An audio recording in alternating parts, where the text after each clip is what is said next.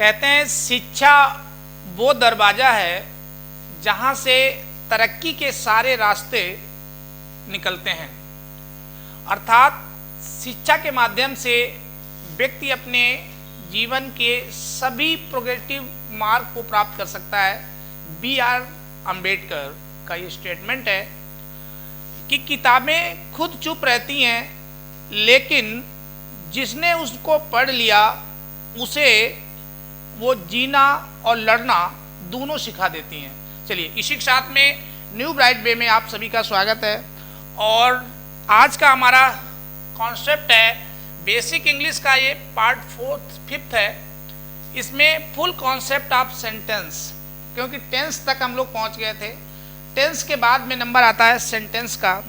Sentence को हिंदी में वाक्य कहा जाता है। तो ये वाक्य होते हैं। अब यहाँ पे हम सबसे पहले यही जानेंगे कि सेंटेंस होता क्या है। तो सबसे पहले यहाँ पे लिख लीजिए डेफिनेशन या परिभाषा। तो इसकी सेंटेंस क्या चीज है, इसकी डेफिनेशन भी आपको पता होनी चाहिए। देखिए, तो पहले तो इसको हम एक बहुत सरल लैंग्वेज में बताते हैं जो आपको जीवन भर याद रहेगी। तो इसकी सेंटेंस की परिभाषा जब हम लोग लिखेंगे तो यहाँ पे लिखिए वाक्य, या फिर आप लिख लीजिए सेंटेंस। और सेंटेंस को ही हिंदी में वाक्य के नाम से जाना जाता है, इसको वाक्य कहते हैं। अब ये क्या है, तो शब्दों का वह समूह। तो शब्दों का वह समूह जिससे कोई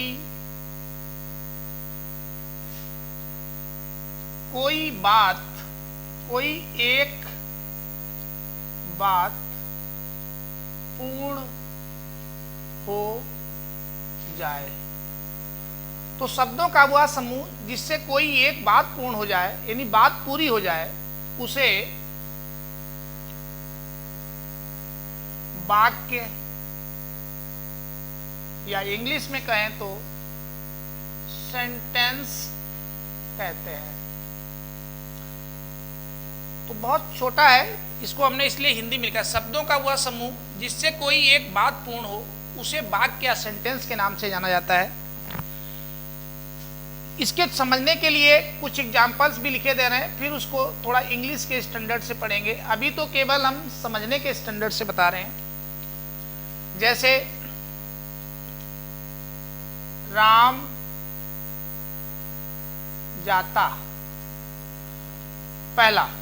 दूसरा हमने लिया राम स्कूल, और तीसरा हमने लिया राम जाता। दूसरा हो गया राम स्कूल, तीसरा हो गया राम स्कूल जाता है।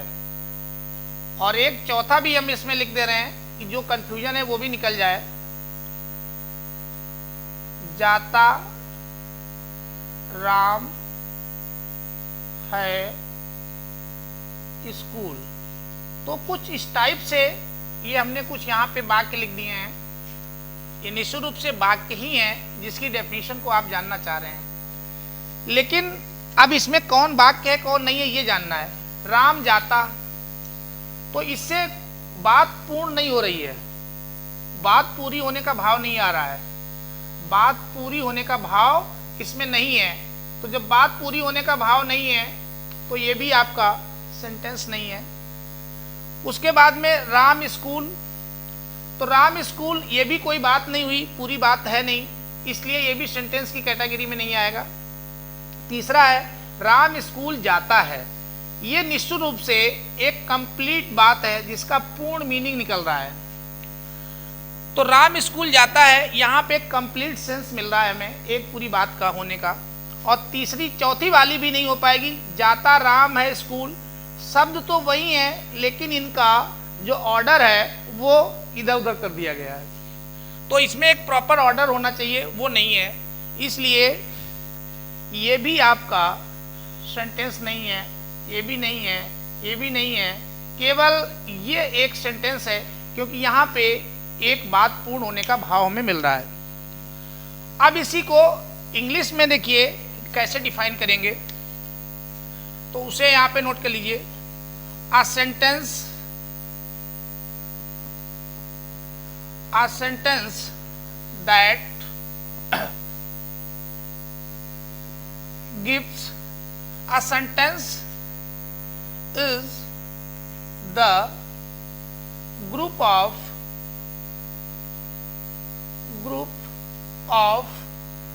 the words, a sentence is a sentence is the group of the word, या तो इसको ऐसे लिख लीजिए क्योंकि जो भी डेफिनेशन लिखिए वो बहुत इजी लैंग्वेज में रहनी चाहिए। तो a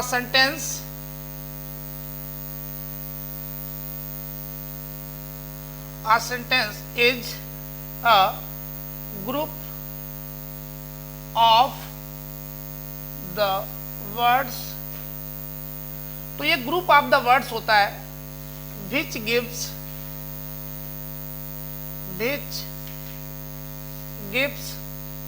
complete, तो complete, which gives complete sense। तो a sentence is a group of the word which gives complete sense is called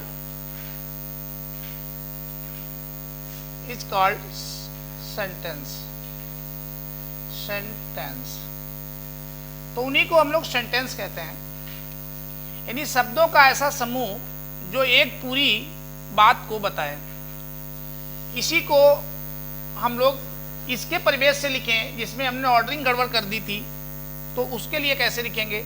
uh sentence is a sentence, तो एक ऐसा sentence group of the word, a sentence is group of the words, words माने होता है शब्द,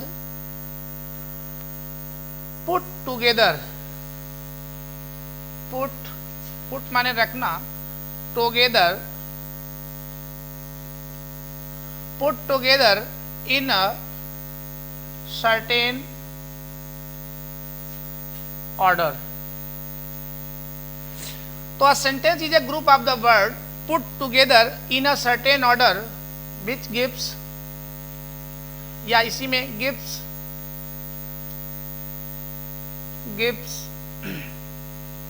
a complete sense is called sentence। तो ये इसकी कई सारी डेफिनेशन है। तो कहने का मतलब यह है कि sentence is a group of the word, एक शब्दों का समूह होता है, which gives complete sense, sense माने अर्थ, जिससे हमें पूरा अर्थ मिलना चाहिए, उसका पूरा भाव आना चाहिए, अर्थात एक बात पूर्ण होनी चाहिए, उसे कोई सेंटेंस कहा जाता है। अब इसमें ऑर्डरिंग गड़बड़ कर देने से, जैसे इसमें ऑर्डरिंग गड़बड़ हो गई थी, तो राम जाता है स्कूल, तो a sentence is a group of the word, group of the word तो होता है पुट टुगेदर, इनको एक साथ रखा जाता है इन अ सर्टेन ऑर्डर, तो उनका ऑर्डर भी एक होता है, एक निश्चित डेफिनिट ऑर्डर होता है, in a certain order, gives a complete sense, क्योंकि इससे कंप्लीट सेंस मिलने में आपको प्रॉब्लम होगी, तो ऐसे केस में फिर ये सेंटेंस की कैटेगरी से बाहर हो जाता है। आपको ये सब याद नहीं करना है, इसको केवल समझ के रखना है। याद ये रखना है कि शब्दों का वह समूह जिससे कोई एक बात पूर्ण हो जाए उसे वाक्य या सेंटेंस कहते हैं। चलिए अब इसमें हम लोग चलते हैं टाइप ऑफ सेंटेंस। लेकिन सेंटेंस में कुछ और भी पॉइंट है जिसको आपको पहले जानना पड़ेगा। चलिए उनको बता देते हैं। तो यहाँ पे जैसे लिखा गया है कि शब्दों का समूह होता है, ग्रुप ऑफ द वर्ड्स होते हैं, लेकिन ये जरूरी नहीं है। यहाँ पे लिख लें नोट कि जरूरी नहीं है कि शब्दों का समूह ही हो, जरूरी नहीं है कि वाक्य शब्दों का समूह ही हो। एक अकेला शब्द समझते हैं, वर्ड्स, एक अकेला शब्द भी वाक्य का कार्य कर सकता है और करता है, कर सकता है, करता भी है, दोनों बातें। तो ये जरूरी नहीं है कि वो शब्दों का समूह ही हो, सिंगल वर्ड भी आएगा तो भी वो हो सकता है। फॉर एग्जाम्पल देखिए, इसमें उदाहरण देखिए इसका, और अपनी इस प्रॉब्लम को आप सही कर सकते हैं। देखिए एग्जाम्पल के तौर पे जैसे हमने लिख दिया गो। अब गो का मतलब होता है जाना। ये एक शब्द के साथ साथ एक वाक्य भी है। आपको इसमें इस बात को आपको समझना पड़ेगा कि ये केवल शब्द ही नहीं है, ये वाक्य भी है।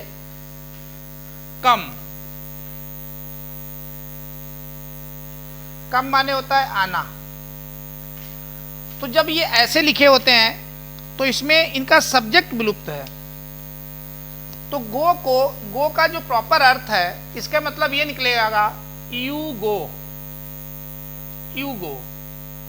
क्योंकि इसी को यू इसमें छुपा रहता है। एक्चुअल में ये इंपरेटिव, जितने इंपरेटिव सेंटेंस होते हैं उसमें यू जो है आपका हिडन रहता है, छुपा रहता है। कम मतलब आना, तो इसका मतलब सही से जो है वो यू कम है, लेकिन ये आपको सिंगल वर्ड में देखिए मिलेंगे।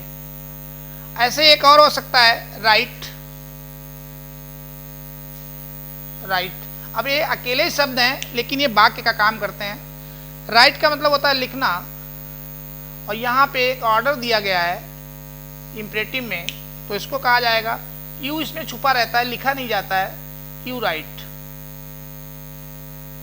तो एक अकेला शब्द भी वाक्य का काम करता है इंपरेटिव में खासकर, लेकिन ये इंपरेटिव में ऐसा होगा। अभी जो हम पढ़ेंगे इंपरेटिव सेंटेंस, उसमें आपका जो यू होता है ये छुपा रहता है। यू मतलब जो सब्जेक्ट है वो छिपा रहता है। छुपा मतलब हिडन रहता है।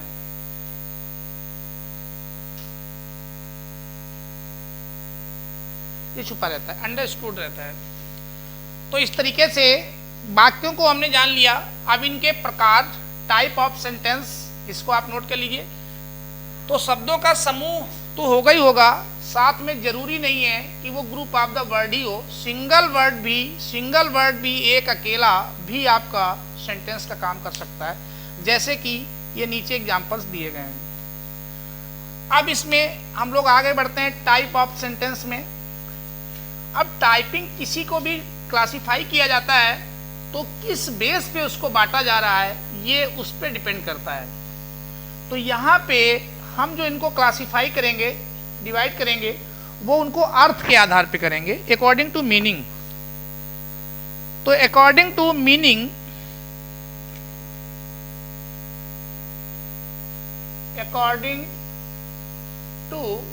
मीनिंग, कहने का मतलब अर्थ के आधार पर,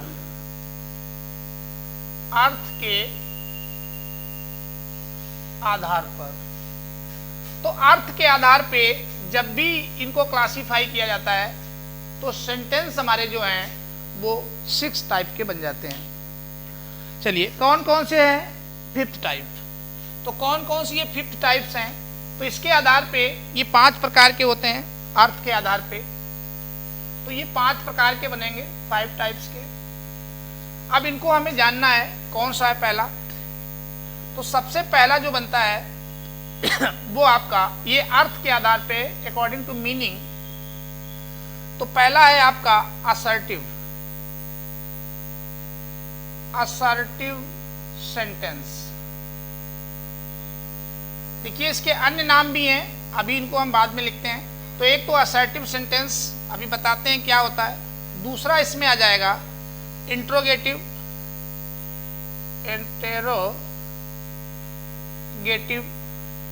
इंटरोगेटिव सेंटेंस। और तीसरा इसका जो पार्ट बनता है वो इम्परेटिव,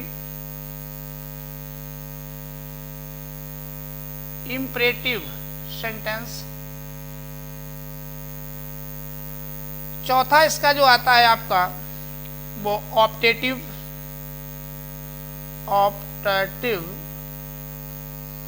सेंटेंस। और जो पांचवा आएगा वो एक्सक्लामेटरी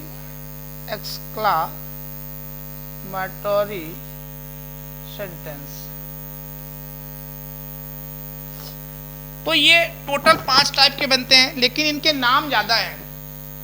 पहले इनकी देखिए, असर्टिव को जो है दूसरा नाम भी है स्टेटमेंट और डिक्लेरेशन। इसको स्टेटमेंट सेंटेंस और या डिक्लेरेटिव सेंटेंस भी कहते हैं, लेकिन इसकी जो हिंदी है वो आपकी कथनात्मक।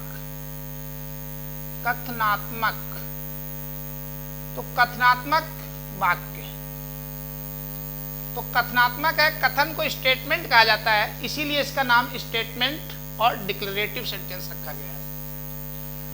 दूसरा वाला जो है जिसको आप इंट्रोगेटिव कहते हैं, इसमें इसका नाम तो एक ही है, तो इसको प्रश्न सूचक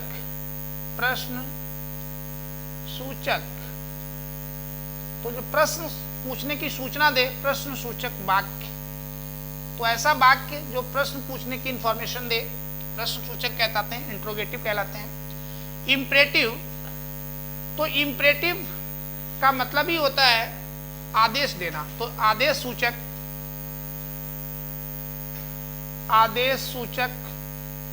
वाक्य। तो ये आदेश सूचक वाक्य होते हैं, ऑर्डर कोई है उसको इंफॉर्मेशन करते हैं।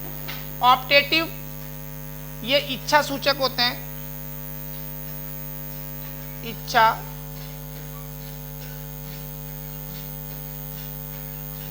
सूचक वाक्य।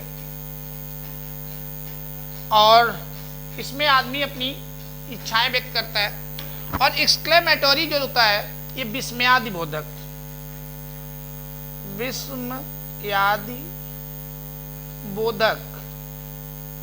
तो विस्मयादि बोधक वाक्य ये आपके लास्ट होते हैं। अब इसमें एक चीज आपको और जाननी है कि जो असर्टिव होता है ये 2 पार्ट में डिवाइड हो जाता है। तो असर्टिव के 2 पार्ट बन जाते हैं, क्योंकि जो स्टेटमेंट होगा, कथन होगा, वो हमारा यदि स्वीकार किया जा रहा है तो एक्सेप्टेंस, और यदि नकार दिया जा रहा है, नेगेटिव है, तो डिनायल। तो ये 2 टाइप में टूट जाता है। तो एक तो बन जाता है इसमें, यदि एक्सेप्टेंस किया गया तो वो बन जाता है अफर्मेटिव, तो अफर्मेटिव। और दूसरा अफर्मेटिव सेंटेंस, और एक दूसरा यदि मना कर दिया गया, नकार दिया गया, तो नेगेटिव सेंटेंस। तो इसके 2 पार्ट है। अब अफर्मेटिव को कहते हैं स्वीकारात्मक, ये स्वीकारात्मक वाक्य है, जब बात को, हमारे स्टेटमेंट को स्वीकार किया जाए, स्वीकारात्मक। तो स्वीकारात्मक वाक्य हमने कहा ये मीनिंग के आधार पे है, अर्थ के आधार पे है। और दूसरा निगेटिव, नकारात्मक वाक्य। तो ये निगेटिव होते हैं जब बात को नकार दिया जाए, डिनायल कर दिया जाए। तो ये 2 पार्ट इसके बनते हैं। इंट्रोगेटिव के भी दो पार्ट बनते हैं, ये भी आपको जानना है। एक इसमें यस नो इंट्रोगेटिव, एस और नो। तो जिन प्रश्नों का उत्तर यस या नो में दिया जा सके, yes no interrogative, interrogative sentence. और एक इसमें बनते हैं आपके डब्ल्यू या क्वेश्चन वर्ड्स, WH फैमिली का है या question words, question words interrogative. तो क्वेश्चन वर्ड्स इंट्रोगेटिव ये वाले जो होते हैं इनका जवाब यस नो में नहीं दिया जा सकता है, अभी इनको आगे बताते हैं। तो जिनका जवाब यस नो में हो जाएगा वो यस नो, तो ये सब हेल्पिंग वर्ब या ऑक्सिलरी वर्ब से बनते हैं। और जो क्वेश्चन वर्ड्स वाले हैं इनके लिए एक स्पेशल क्वेश्चन वर्ड्स होते हैं, WH फैमिली कहते हैं उसको, WH फैमिली, ये उससे बनाए जाते हैं। इन्हीं को WH फैमिली वालों को ही डबल इंट्रोगेटिव भी कहा जाता है। तो ये डबल इंट्रोगेटिव कहें या क्वेश्चन वर्ड्स वाले कहें, और एक यस नो वाले होते हैं। यस नो वालों का जवाब हाँ ना में हो जाता है, जबकि इनका हाँ ना में नहीं हो पाता है। अब इंपरेटिव सेंटेंस आदेशात्मक, तो ये तो इनकी टाइपिंग नहीं है। ऑप्टेटिव, इसमें भी बहुत ज़्यादा टाइपिंग नहीं है, लेकिन आदेशात्मक में किस किस चीज़ का आदेश दिया जाएगा ये शब्द आपको जानना यहाँ पे महत्वपूर्ण होता है। तो आदेशात्मक में जो मेन शब्द हैं वो आपको एक तो आदेश देने का मतलब यहाँ पे कमांड से भी होता है, इसे कमांड सेंटेंस के नाम से भी जाना जाता है। तो ऑर्डर हो सकता है, इसमें कोई ऑर्डर दिया जाए, ऑर्डर, या फिर इसमें कोई रिक्वेस्ट की जाए, रिक्वेस्ट हो गई, या फिर इसमें कोई एडवाइस दे दी जाए, तो पीस ऑफ एडवाइस। अब इसको हम नेक्स्ट पेज पे आपको बताते हैं। चलिए, इसमें यहाँ तक ये हो गया। अब एक एक को थोड़ा सा एग्जाम्पल के माध्यम से क्लियर कर लेते हैं और फिर आपको उसको समझाते हैं। अब आपको असर्टिव, जो 5 टाइप थे हमारे टाइप ऑफ सेंटेंस, अब उसमें से असर्टिव को आपको पूरा बताते हैं पहले, क्योंकि हमारा कॉन्सेप्ट ही है, आज का नाम ही है फुल कॉन्सेप्ट ऑफ सेंटेंस। तो अब असर्टिव देखिए क्या होता है। असर्टिव सेंटेंस, एक तो इसका नाम जो असर्टिव है ये इसका मुख्य नाम है, लेकिन इसके अन्य नाम भी हैं, उनको भी आपको समझिए। स्टेटमेंट, स्टेटमेंट, स्टेटमेंट सेंटेंस भी इसी को कहते हैं। तो statement sentence, sentence statement sentence, और इसी का एक नाम डिक्लरेटिव भी है, डिक्लरेटिव सेंटेंस। तो इस तरीके से इसके जो असर्टिव है इसको 3 नामों से जाना जाता है, लेकिन हिंदी एक ही है, हिंदी एक ही है, वो है स्वीकारात्मक वाक्य, स्वीकारात्मक। तो स्वीकारात्मक वाक्य हिंदी में एक ही नाम है, जबकि इंग्लिश में आप देख सकते हैं कि स्टेटमेंट सेंटेंस भी इसको कहते हैं, डिक्लरेटिव सेंटेंस भी इसी को कहा जाता है, और असर्टिव इसका चर्चित नेम है। ये बहुत ज़्यादा यही दिखाई पड़ता है। अब ये होता क्या है इसको भी हमें यहाँ पे समझना है, इसको थोड़ा सा डिफाइन कर लेना है। तो अ सेंटेंस, इसको इंग्लिश में पहले लिख देते हैं। अ सेंटेंस दैट एक्सप्रेस, डेफिनेशन ऐसी बनाएंगे कि एक ही वर्ड से सारे की सबकी डेफिनेशन एक जैसी आ जाए। अ सेंटेंस दैट expresses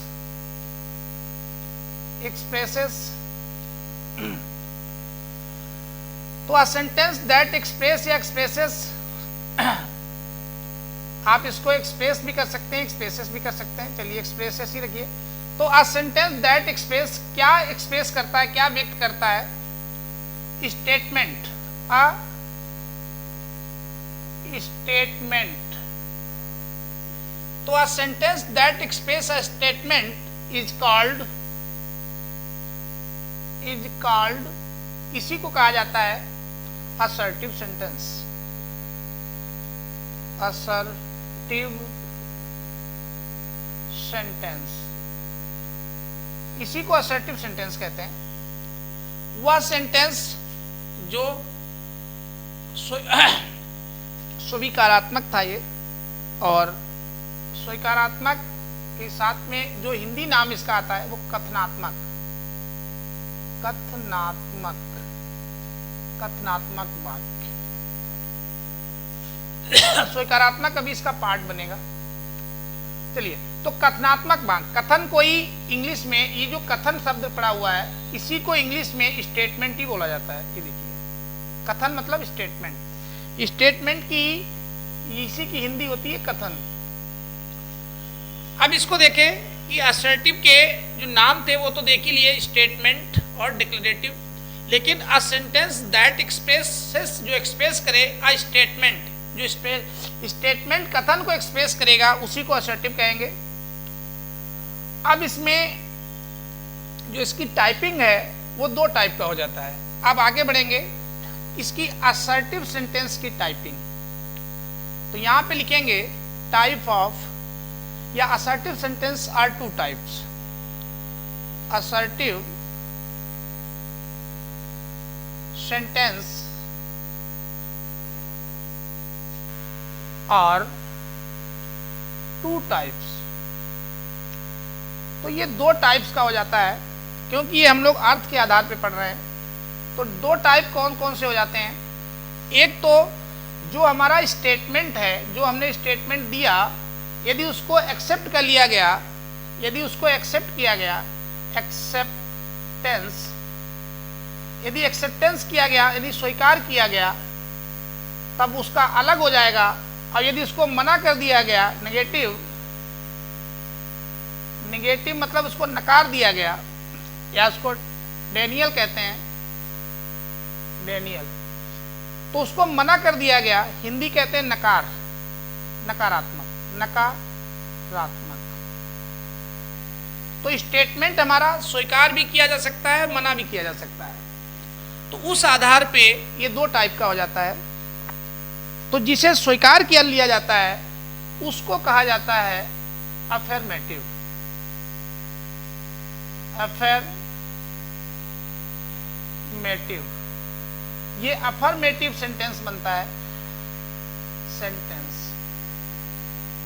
और जिसको मना कर दिया जाता है वो हमारा निगेटिव बनता है, निगेटिव सेंटेंस। तो इसी के दो पार्ट हो जाते हैं। अफर्मेटिव को कहते हैं स्वीकारात्मक, स्वीकारात्मक, तो स्वीकारात्मक वाक्य, और इसको बोला जाता है नकारात्मक, नकारात्मक वाक्य। तो जहां पे हमारा चीजों को नकार दिया जाए, डिनाई कर दिया जाए। तो assertive sentence are two types, ये दो प्रकार का बन जाता है। अब इसमें इसके कुछ एग्जाम्पल्स आपको बताते हैं और फिर हम निगेटिव की तरफ बढ़ते हैं कि निगेटिव कैसे करते हैं, क्योंकि निगेटिव करने के लिए कुछ निगेटिव वर्ड्स होते हैं जो आपको याद रखने पड़ेंगे। तो अफर्मेटिव के लिए तो कोई भी लिख लीजिए, यहाँ पे एग्जाम्पल है जैसे अफर्मेटिव का। तो सबसे पहले अफर्मेटिव का एग्जाम्पल लिखते हैं। तो अफर्मेटिव, अफर्मेटिव, तो अफर्मेटिव सेंटेंस। तो अफर्मेटिव सेंटेंस का उदाहरण जो है वो यहाँ पे देखिए। तो इसका एग्जाम्पल जो है, जैसे राम अच्छा लड़का है, तो ये बात को मना नहीं किया गया है, तो यहाँ राम को अच्छाई बताई गई, स्वीकार किया गया है। तो इसको लिखेंगे, तो इसको ट्रांसलेट करेंगे, तो ये हमारा बन जाएगा राम, सब्जेक्ट हो गया। पीछे चले आओ, हाँ है तो प्रेजेंट है, एक है तो इज लगा दो, राम इज अ अच्छा लड़का, तो अच्छे लड़के को कहते हैं गुड बॉय, तो गुड बॉय, फुल स्टॉप। इनके लास्ट में फुल स्टॉप जरूर लगता है अफर्मेटिव के। तो Ram is a good boy, तो यहाँ पे बात को एक्सेप्ट किया गया है कि राम अच्छा है। यदि इसमें मना कर दिया जाता, आप देखिए इसी को हम निगेटिव दिखाते हैं, निगेटिव सेंटेंस। तो निगेटिव सेंटेंस जिसको नकारात्मक कहते हैं, तो इसी को हम कन्वर्ट कर दे रहे हैं, राम एक अच्छा लड़का नहीं है, नहीं है। तो ये अब यहां नकार दिया गया, इसको नकारात्मक हो गया, डिनाई कर दिया गया। तो अब ये हमारा स्टेटमेंट ये भी है, स्टेटमेंट ये भी है, इसको एक्सेप्ट किया गया, इसको डिनाई किया गया, मना किया गया। तो इसको जब ट्रांसलेट करेंगे तो निगेटिव के कुछ निगेटिव वर्ड्स होते हैं। राम, पहले सब्जेक्ट लगाएंगे, लास्ट में हा है तो प्रेजेंट ही है, एक ही है तो इज, राम इज नॉट। अब निगेटिव इसकी इंग्लिश लगा, उल्टा इंग्लिश लगाते चले आते हैं उधर से, तो इज नॉट। अब एक लड़का, तो नॉट अ गुड बॉय। तो इस तरीके से देखिए यहाँ पे फुल स्टॉप इनके लगेगा। तो Ram is not a good boy, Ram एक अच्छा लड़का नहीं है। तो यहाँ पे नकारात्मक है, बात को स्वीकार नहीं किया गया है, नकारा गया है। तो स्टेटमेंट हमारा यदि पॉजिटिव है, यदि पॉजिटिव स्टेटमेंट है तो अफर्मेटिव में चला जाता है, और निगेटिव स्टेटमेंट गया तो फिर वो निगेटिव सेंटेंस में चला जाता है। इसीलिए असर्टिव के दो पार्ट्स हो जाते हैं, एक अफर्मेटिव और एक निगेटिव। दोनों स्टेटमेंट हैं, एक को एक्सेप्टेंस मिली है और एक को डिनाई मिली है, मना किया गया। लेकिन नकारात्मक जो निगेटिव करने के लिए कुछ निगेटिव शब्दों का प्रयोग किया जाता है जो बहुत महत्वपूर्ण होते हैं, उन्हीं से निगेटिव करते हैं, तो जिन्हें निगेटिव वर्ड के नाम से जाना जाता है। अब आपको सारी चीज हटा करके निगेटिव वर्ड्स पहले बताते हैं कौन कौन से होते हैं, जो यहाँ पे मोस्ट इंपॉर्टेंट है। तो अब इसमें समझते हैं निगेटिव वर्ड्स, जिनका प्रयोग करके, जिनको यूज करके हम किसी भी सेंटेंस को निगेटिव कर सकते हैं। तो कौन कौन से हैं हमारे निगेटिव वर्ड्स और कितने हैं, जरा सा उनको पहले जान लिया जाए। तो यहाँ पे लिखेंगे निगेटिव वर्ड्स, और ये लिखिएगा आप नोट में, क्योंकि ये यहाँ का एक मेन इंपॉर्टेंट टर्म्स है। यहाँ पे सबसे पहले नोट लिख लीजिए, NOT। अब इसमें फिर डालिए निगेटिव वर्ड्स। तो निगेटिव वर्ड्स, तो निगेटिव करने के लिए कुछ निगेटिव वर्ड्स होते हैं, कुछ वाक्य होते हैं, शब्द होते हैं। कौन कौन से हैं अब उनको देखिए बारी बारी से। नंबर 1, देखिए ज्यादातर तो नो और नॉट का प्रयोग किया जाता है। तो एक तो आप नो, दूसरा नॉट, ये अधिकतर यूज होता है, ये मैक्सिमम यूज होता है, ये अधिकतर तो इसी को लगाते हैं। लेकिन ऐसा नहीं है कि केवल इन्हीं को लगाते हैं, नो और नॉट। तो जिनमें ये शब्द दिख जाएंगे वो जान लो निगेटिव है। अब इसमें और क्या है उनको भी समझना है आपको। तो नो नॉट के अलावा नेवर, नेवर माने कभी नहीं होता है, सब जानते हैं, कभी नहीं। तो ये भी जिसमें लग जाएगा वो निगेटिव हो जाएगा, नेवर। उसके बाद फिर आपका होता है नन, कोई नहीं, नन।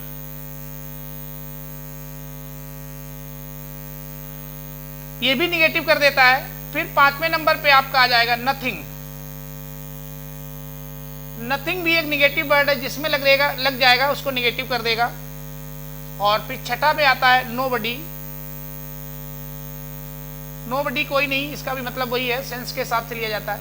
एक आता है 7वें नंबर पे नाइदर नॉर या आइदर, EITHER, आइदर और नाइदर, आइदर नॉर। तो इस टाइप से या नाइदर नॉर। अब उसके बाद में एक 7वें नंबर के बाद 8वां नंबर भी है, जिसको कहते हैं सेल्डन, सेल्डम, काम खत्म, निगेटिव कर देता है, सेल्डम। सेल्डम भी एक निगेटिव वर्ड है। उसके बाद में जो 9वें नंबर पे आता है वो है आपका हार्डली। तो हार्डली, HARD हार्डली, DLY। तो हार्डली ये भी निगेटिव शब्द है। तो ये इतने शब्द जहां पे भी जिस वाक्य में लग जाएंगे वो ऑलरेडी निगेटिव हो जाएगा, तो ये निगेटिव करने वाले। लेकिन मैक्सिमम यूज नो और नॉट का ही किया जाता है, लेकिन उसके अतिरिक्त भी हैं never, none, nothing, nobody, either, neither, seldom, hardly, etc। तो इन शब्दों को भी हमें ध्यान रखना है। अब हम चलते हैं सीधे आगे और आपको बताते हैं कि निगेटिव सेंटेंस क्या है। अब हमने असर्टिव को पूरा पढ़ लिया। अब असर्टिव के बाद में जानेंगे यहाँ पे इंट्रोगेटिव सेंटेंस, जिसको हमने दूसरे नंबर पे रखा था। तो सेकेंड नंबर का हमारा इंट्रोगेटिव सेंटेंस। तो इंट्रोगेटिव सेंटेंस को इंग्लिश में प्रश्न सूचक वाक्य कहते हैं। प्रश्न सूचक, तो प्रश्न सूचक वाक्य के नाम से जाना जाता है। प्रश्न सूचक वाक्य ऐसे वाक्य जिनसे प्रश्न पूछने की सूचना मिले। तो इसको इंग्लिश में कैसे लिखेंगे? आ सेंटेंस, इनकी डेफिनेशन है। तो आ सेंटेंस that ask माने होते पूछना। a sentence that ask a question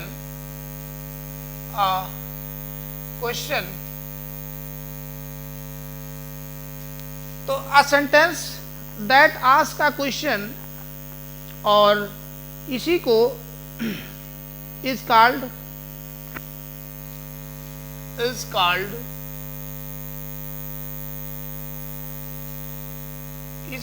interrogative sentence। interrogative sentence। तो a sentence, ऐसे सेंटेंस आस्क का क्वेश्चन, जो क्वेश्चन पूछते हैं, क्वेश्चन पूछने का भाव जिनमें निहित हो, उन्हें प्रश्न सूचक वाक्य या इंट्रोगेटिव सेंटेंस कहा जाता है। अब ये प्रश्न सूचक वाले जो इंट्रोगेटिव हैं, ये हमने कहा था ये दो टाइप के हो जाते हैं। तो interrogative sentence are two type. Interrogative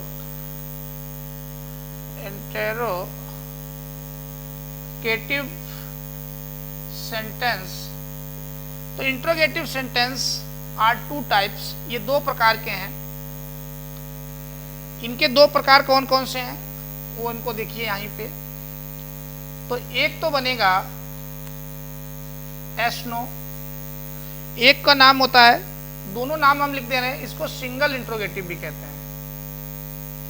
single interrogative. तो सिंगल इंटेरोगेटिव, एक सिंगल इंट्रोगेटिव, या इसका दूसरा नाम होता है एस नो।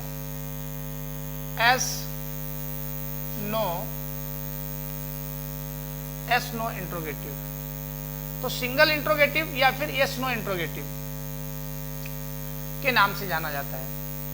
और ये इंट्रोगेटिव हेल्पिंग वर्ब की मदद से बनाए जाते हैं या ऑक्सिलरी वर्ब के नाम से बनाए जाते हैं। तो ये हेल्पिंग वर्ब की मदद से इनको बनाते हैं। दूसरे होते हैं double interrogative. Double interrogative.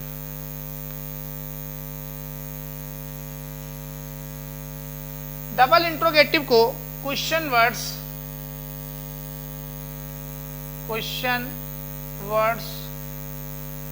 Interrogative भी कहा जाता है। तो इन्हें क्वेश्चन वर्ड्स इंट्रोगेटिव भी कहते हैं, डबल इंट्रोगेटिव के। और ये दोनों डबल नाम है, तो डबल का मतलब इसमें WH फैमिली भी रहेगी।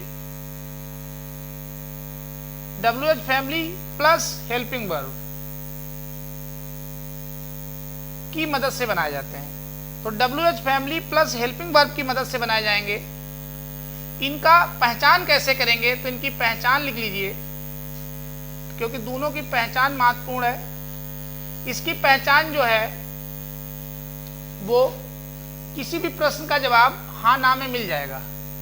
यदि किसी प्रश्न का उत्तर हाँ या ना में हो जाए, हाँ या ना में हो, तो उसे यस नो कहते हैं। और जिनका जवाब हाँ ना में ना हो सके, यदि किसी प्रश्न का उत्तर हाँ या ना, हाँ या ना में ना हो सके, तो उसे डबल इंट्रोगेटिव कहा जाता है। अभी कैसे है वो करके आपको दिखाते हैं, यहाँ पे बताते हैं। अब जैसे पहले इसके लिए देखिए, जैसे यहाँ पे लिखा गया is Ram a good boy, इसके आगे ऐसे लगेगा प्रश्नवाचक, is Ram a good boy, क्या राम एक अच्छा लड़का है? क्या राम एक अच्छा लड़का है? तो इंट्रोगेटिव आ जाएगा। तो क्या राम एक अच्छा लड़का है? यदि वो अच्छा होगा तो कह देंगे यस, अच्छा नहीं है तो कह देंगे नहीं। तो इसका जवाब यस नो में हो जाएगा। और ये देखिए सब्जेक्ट जो हमारा था ये, तो सब्जेक्ट के पहले ये देखिए हेल्पिंग वर्ब को रख दिया गया है, तो वही बताया गया इनका जवाब यस नो में हो जाएगा। ये हेल्पिंग वर्ब की मदद से बनाए जाते हैं। हेल्पिंग वर्ब को सब्जेक्ट से उठा के पहले कर दीजिए, बस ये हो जाएगा। लेकिन इनमें ऐसा नहीं होता है। तो जैसे why is Ram, why is Ram not, why is Ram a good boy, ऐसे लिख लीजिए गुड बॉय। अब देखिए इसका जवाब क्या होगा, why is Ram a good boy, Ram एक अच्छा लड़का क्यों है? तो इसकी हिंदी निकालेंगे तो राम एक अच्छा लड़का क्यों है? तो राम एक अच्छा लड़का क्यों है? निश्चित रूप से ये जो नीचे लिखा गया है, ये जिसे मैं डिब्बे में बंद कर रहा हूं, इसका जवाब यस नो में नहीं हो पाएगा। राम एक अच्छा लड़का क्यों है, तो कोई यस नहीं कह सकता है, ना ही नो कह सकता है, यहां पे उसका रीजन देना पड़ेगा। तो जिनका जवाब यस नो में ना हो पाए, तो ऐसे वाक्यों को डबल इंट्रोगेटिव या क्वेश्चन वर्ड्स कहते हैं। क्वेश्चन वर्ड्स इसमें इसलिए कहते हैं क्योंकि देखिए इसमें क्वेश्चन वर्ड्स का प्रयोग होता है। WH फैमिली लगती है, WH फैमिली आएगी, फिर हेल्पिंग वर्ब आएगा, तो सब्जेक्ट से पहले डबल रहेंगे, हेल्पिंग वर्ब भी रहेगी। ये देखिए हेल्पिंग वर्ब थी, इसमें केवल हेल्पिंग वर्ब थी सब्जेक्ट से पहले, इसमें सब्जेक्ट से पहले हेल्पिंग वर्ब के साथ साथ WH फैमिली भी रहेगी। तो WH फैमिली के वर्ड भी रहते हैं, इसीलिए इसको डबल इंट्रोगेटिव कहा जाता है। तो उम्मीद करते हैं कि ये चीज़ भी आपने समझ ली होगी। पहचान आसान है, इसका जवाब यस नो में नहीं हो पाएगा, साथ में क्यों क्या कैसे ये बीच में आएगा, और इनका जो सिंगल इंट्रोगेटिव है इनका स्टार्ट में आता है। तो क्यों क्या कैसे इनका स्टार्ट में आएगा, जबकि इनका बीच में आएगा। हिंदी वाक्यों के बीच में आए तो समझ लेना वो WH फैमिली वाला है, और यदि बीच में आ रहा है, किनारे पे आ रहा है स्टार्ट में, तो समझ लेना वो जो है सिंगल इंट्रोगेटिव है, यस नो वाला। चलिए अब ये इसकी पहचान भी हो गई। अब हम लोग चलते हैं तीसरे टाइप का, जिसको इंपरेटिव सेंटेंस के नाम से जाना जाता है। तो तीसरे नंबर का है हमारा इंपरेटिव सेंटेंस। अब पहले इंपरेटिव सेंटेंस को भी समझेंगे कि होता क्या है, कहाँ कहाँ पे यूज होता है, और ये मीनिंग के आधार पे हम डिफाइन कर रहे हैं। तो यहां पे अब तीसरे नंबर पे हमारा आ जाएगा, 5 है टोटल इंपरेटिव सेंटेंस। देखिए, इंपरेटिव सेंटेंस के दूसरा नाम भी है कमांड, इसी को कमांड भी कहा जाता है, कमांड सेंटेंस। तो कमांड सेंटेंस भी यही है, क्योंकि सेना में कमांड ही किया जाता है। हिंदी लेकिन एक ही है, आदेशात्मक, आदेशात्मक वाक्य। तो आदेश देने वाले वाक्यों को आदेशात्मक वाक्य कहा जाता है। तो इसकी डेफिनेशन कैसे लिखेंगे? A sentence that express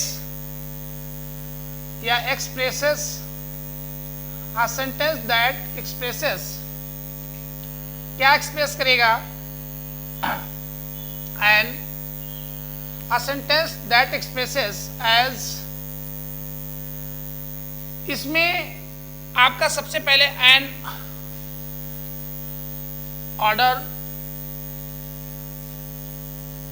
order हो सकता है, अ रिक्वेस्ट या फिर रिक्वेस्ट हो सकती है, ऑर्डर हो सकता है, रिक्वेस्ट हो सकती है, या फिर a piece of advice, and advice, या फिर पीस ऑफ एडवाइस। तो a sentence that express as an order, a request and advice is called imperative sentence. तो उसी को इंपरेटिव कहा जाता है, इंपरेटिव सेंटेंस। अब देखिए, वह वाक्य जो इसमें 3 शब्द महत्वपूर्ण है, एक तो ऑर्डर, एक रिक्वेस्ट और एक आपका है एडवाइस, सलाह। तो ये 3 जिसमें पाए जाएं। अब ऑर्डर का मतलब यहां पे आदेश देना, तो सबसे पहला हो गया ऑर्डर, जहां पे आदेश दिया जाए। ऑर्डर मतलब आदेश। और दूसरा वाक्य जो हो गया वो रिक्वेस्ट हो गई, जहां पे रिक्वेस्ट की जाए। तो रिक्वेस्ट का मतलब ये आपकी आज्ञा।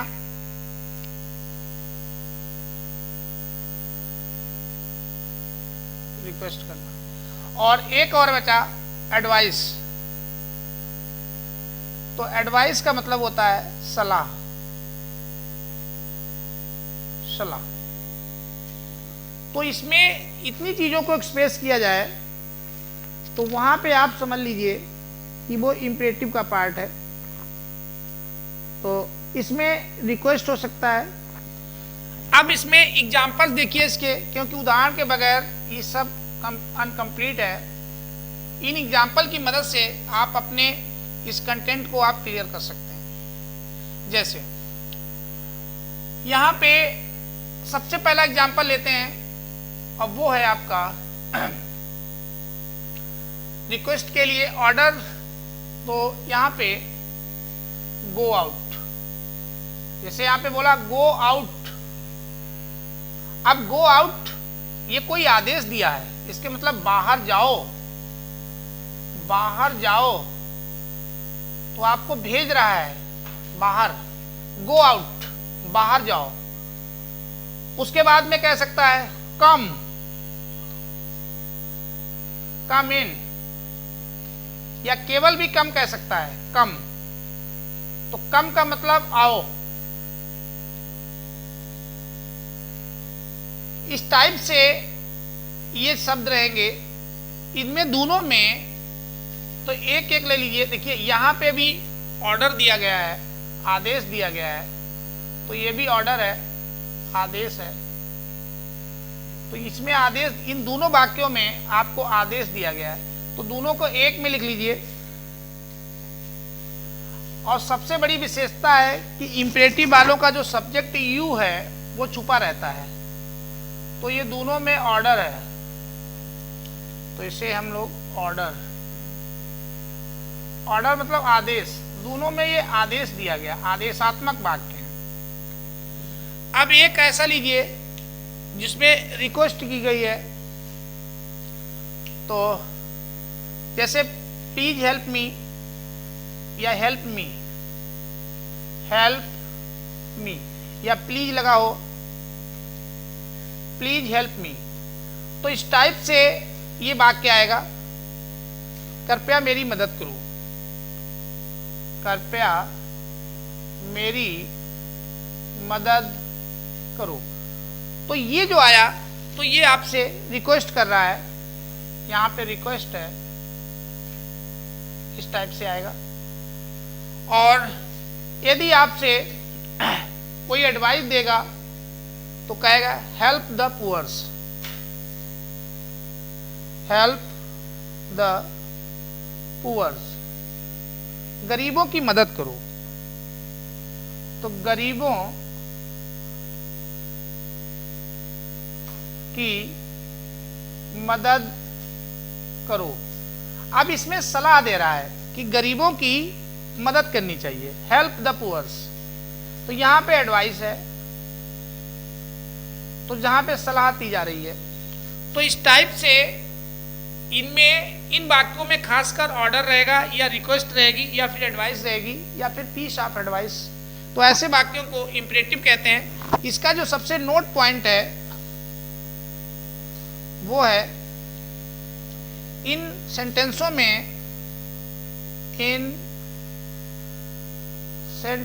में यू, जो बायो यू मतलब तुम, छुपा रहता है, छुपा, छाल किए, छुपा रहता है, छुपा रहता है, ये नहीं दिखता है। जैसे यहां पे कहा गया था कम, तो ये यू के लिए आया था, चाहे यू कम कहे या केवल कम कहे तो बात एक ही होती है। ऐसे यहाँ पे भी यू गो आउट, तो इसमें यू सब में होता है पर छुपा रहता है, तो ये ध्यान रखिएगा। तो इन वाक्यों में यू जो है वो छुपा रहता है, हिडन रहता है या फिर अंडरस्टूड रहता है।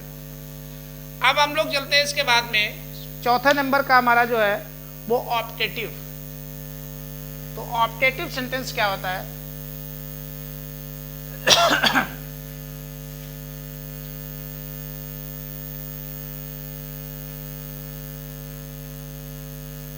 देखिए, तो फोर्थ नंबर पे आता है ऑप्टेटिव सेंटेंस। तो ये फोर्थ नंबर पे है ऑप्टेटिव सेंटेंस। तो ऑप्टेटिव सेंटेंस जिसको हम लोग इच्छा सूचक कहते हैं, इच्छा सूचक या कामना सूचक। तो इच्छा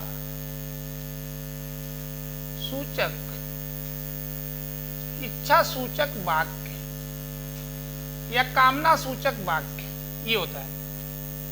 तो ये ऐसे सेंटेंस होते हैं जहां पे व्यक्ति अपनी इच्छाएं या अपनी कामनाएं को इन्फॉर्म करता है। तो आ सेंटेंस, पहले डेफिनेशन, आ सेंटेंस दैट, सबकी परिभाषा एक जैसी है, दैट एक्सप्रेसेस। तो आ सेंटेंस दैट एक्सप्रेसेस क्या क्या एक्सप्रेस करेगा? तो इसमें इच्छाओं में ब्लेसिंग हो सकती है, ब्लेसिंग मतलब आशीर्वाद, या फिर ब्लेसिंग के बाद नहीं होगा तो कर्स अभिशाप होगा, अथवा और या फिर आपका प्रेयर प्रार्थना होगी, और प्रार्थना नहीं होगी तो फिर क्या होगी? तो या तो वो प्रेयर करेगा या फिर वो विश करेगा, वो विश। तो प्रेयर और विश एक ही है। आर कॉल्ड, इज कॉल्ड या आर कॉल्ड, इज कॉल्ड उसी को हम लोग क्या कहेंगे, तो उसी को कहा जाता है optative sentence, is called optative sentence, उसी को ऑप्टेटिव सेंटेंस कहेंगे। तो जिस सेंटेंस से क्या क्या एक्सप्रेस करे, ब्लीचिंग ये इसका एक महत्वपूर्ण शब्द है, कर्स ये महत्वपूर्ण है, और एक प्रेयर या फिर विश ये, तो ये आपको यहां पे याद रखना पड़ेगा।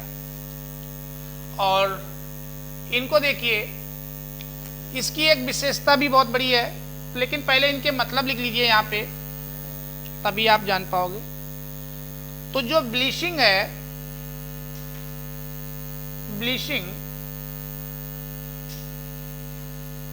ब्लीचिंग का मतलब होता है आशीर्वाद। तो एक तो ब्लीचिंग है, दूसरा कर्स का मतलब होता है अभिशाप, और तीसरा आप प्रेयर कर लीजिए या विश कर लीजिए।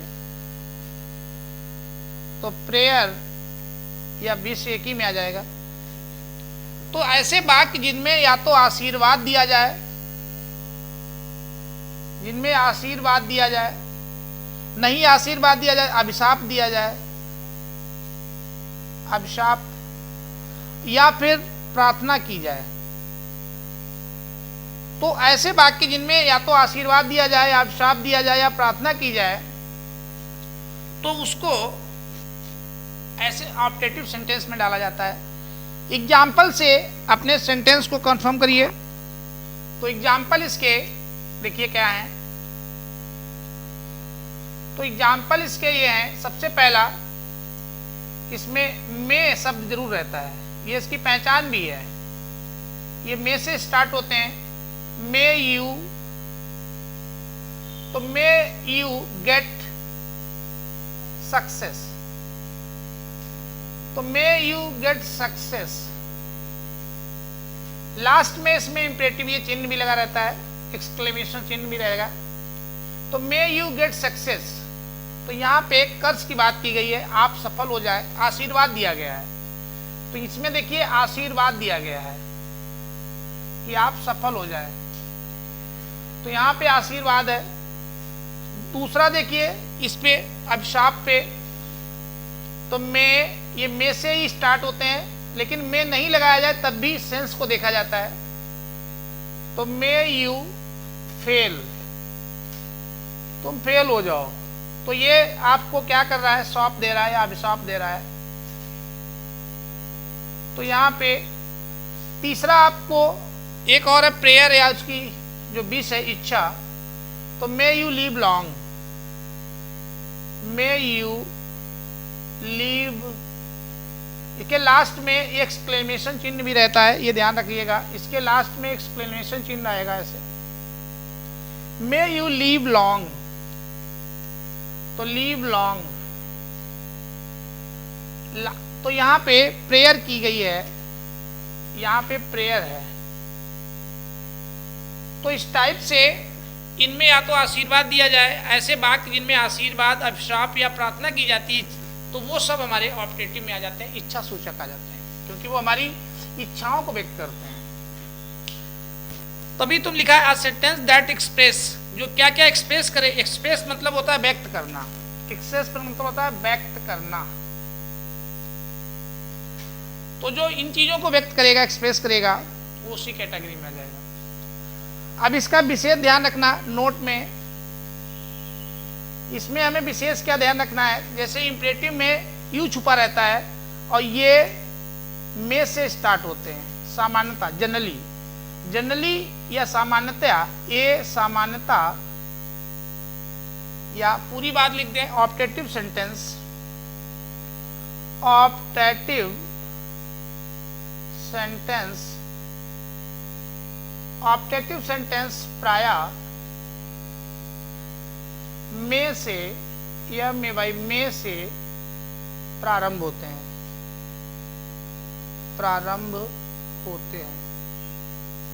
तो इनमें में लगा रहता है।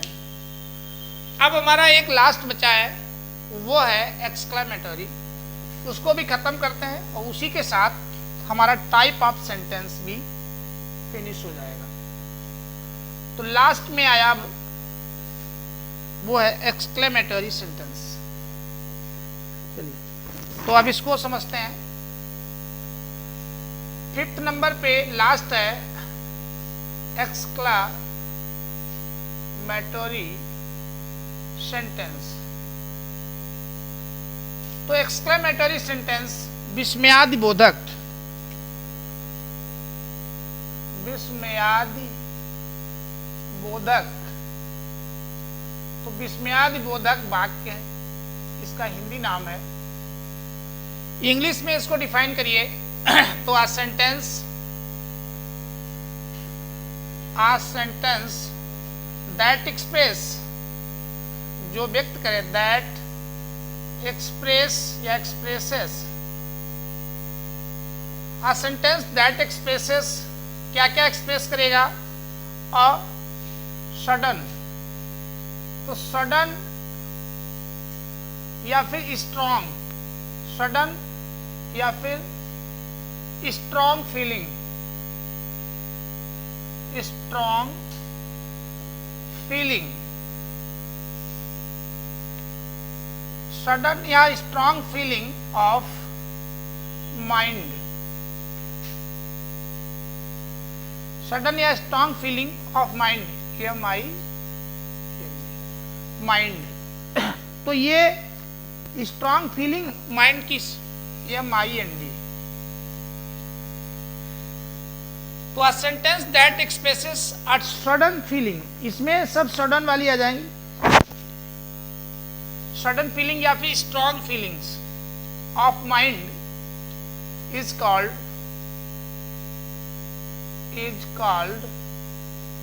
एक्सक्लेमेटरी सेंटेंस, उसको एक्सक्लेमेटरी सेंटेंस कहा जाता है।